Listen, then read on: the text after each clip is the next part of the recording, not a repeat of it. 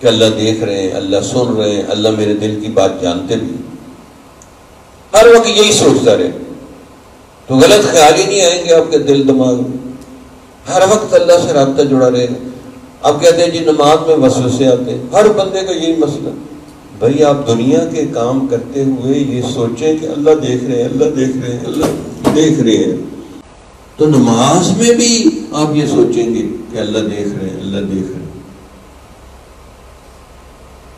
جب باہر آپ نے سوچے تو نماز میں کیسے یہ سوچ آئے گی؟ تو باہر کام کرتے ہوئے یہ سوچے اللہ دیکھ رہے ہیں، اللہ دیکھ رہے ہیں، اللہ دیکھ رہے ہیں، پھر نماز میں یہ کیفیت بنے گی کہ واقعی اللہ مجھے دیکھ رہے ہیں. اس سے پھر نماز میں حضوری آئے گی، تاکہ ہر وقت ذکر کرتے رہے. تو یہ سوچ کا بھی ذکر ہوتا ہے.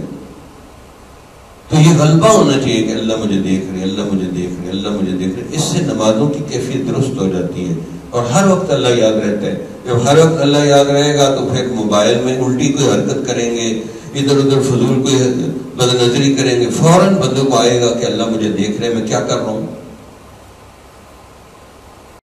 کس سے مانگے کہاں جائیں، کس سے کہیں